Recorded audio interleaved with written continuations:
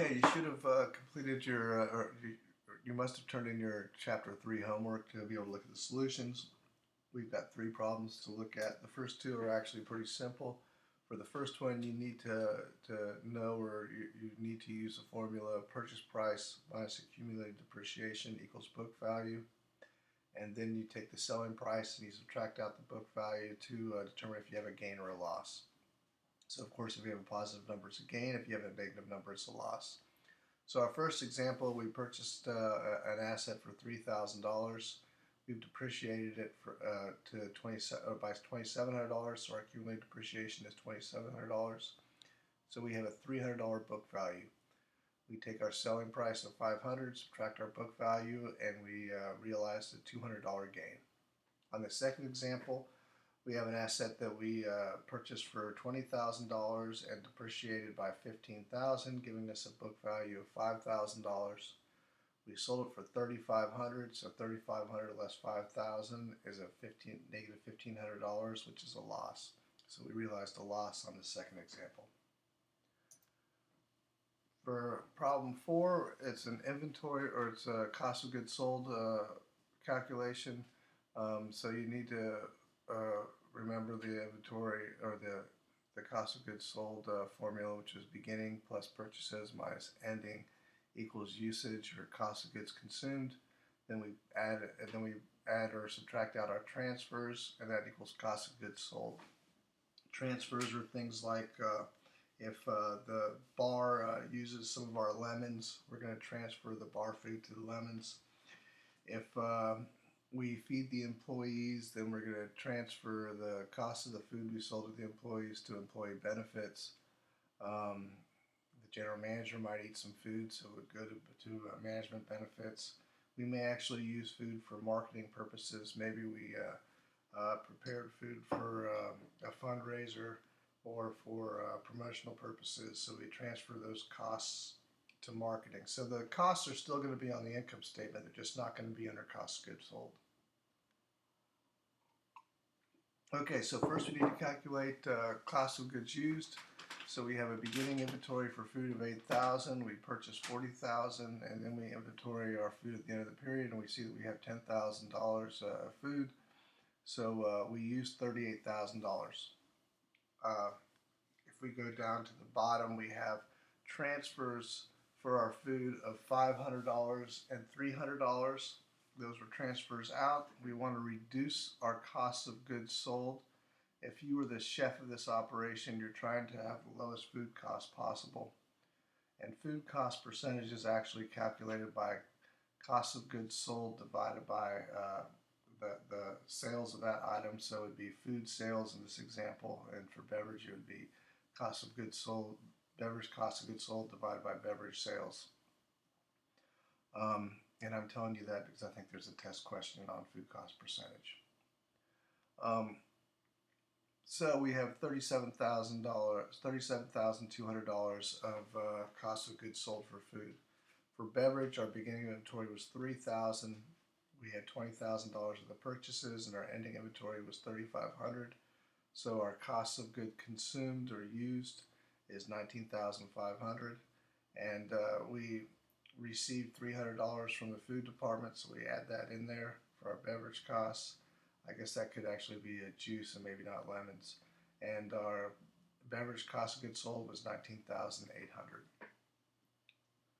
Okay, now we've got a big problem. We've got the income statement problem. And the easiest way for me to explain this to you is line by line, or column by column, or section by section. So let's first look above the first bolded numbers, which are total operating departments. That's also called gross margin, or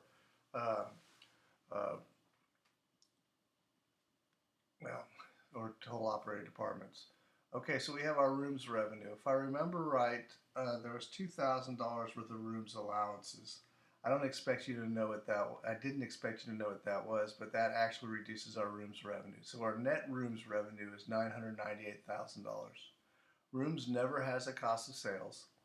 And then we have payroll and related expenses of $150,000, other expenses of $80,000. What we do, of course, is we subtract out our costs. So the revenue minus a payroll minus other expenses gives us $768,000 for rooms. For food, we do the same thing. However, food and beverage do have a cost of sales. Sometimes you need to calculate the cost of sales. Sometimes you don't. Um, our cost of sales in this example is $180,000. Our payroll is $160,000. Our other expenses are $40,000. So $540,000 minus $180,000 minus $160,000 minus $40,000 gives us a departmental income or loss of $160,000. Beverage, our revenue is $200,000. We have a cost of sales of $60,000. Payroll related expenses of $40,000. Other expenses of $50,000. So our departmental income is $85,000.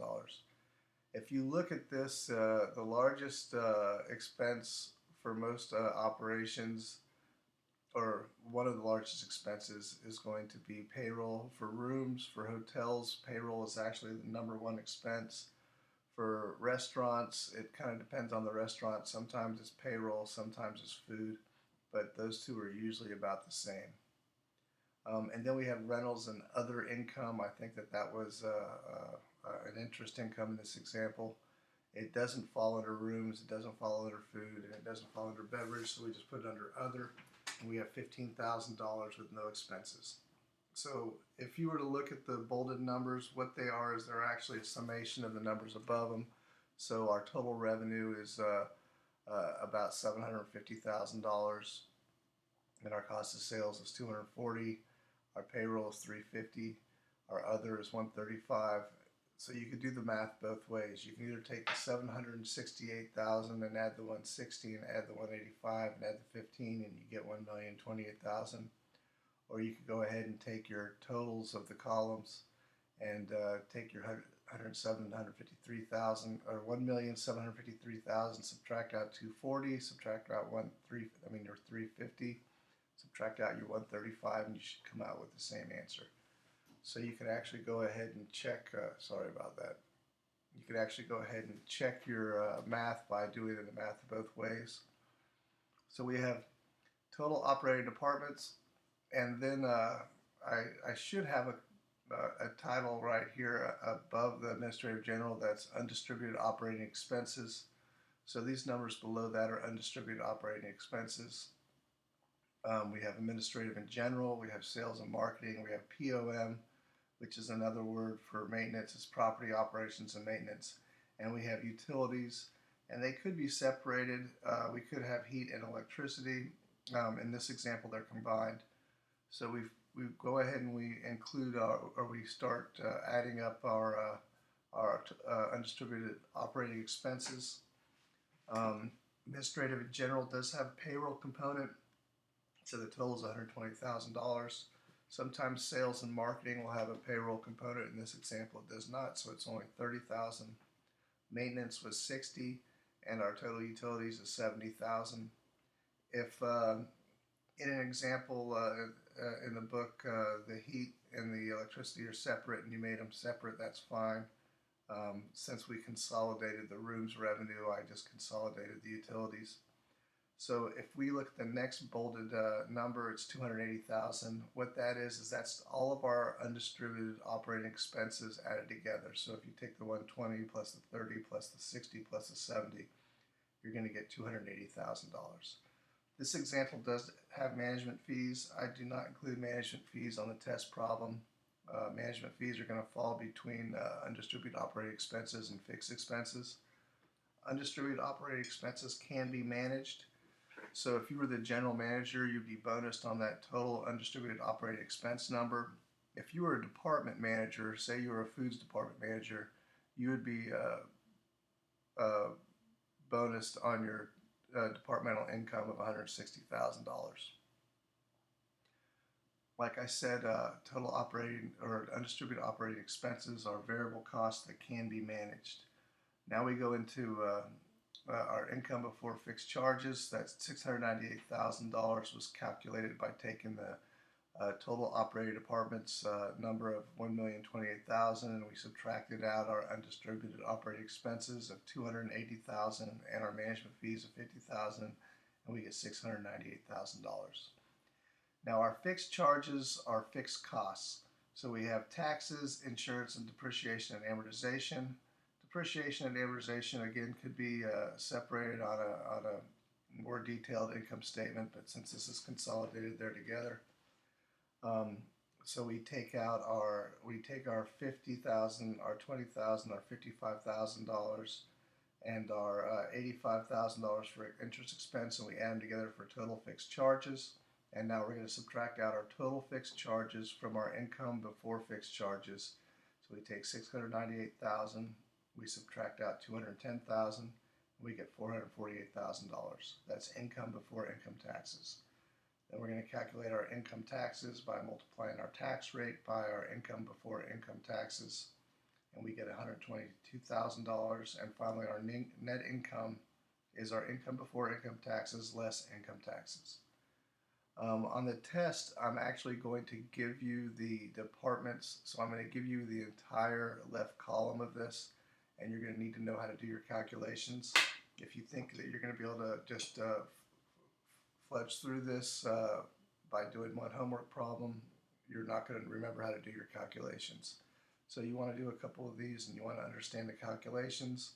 You're going to need to know what departments are undistributed operating expenses, and which departments are fixed charges for the test. Again, you're going to have this template so you can use that as a guide for the multiple choice questions. What I always tell students to do on the test is first work your problems and then do your multiple choice questions. In working the problems, they're probably going to help you answer the multiple choice questions. Okay, so we're done with the homework video on chapter 3.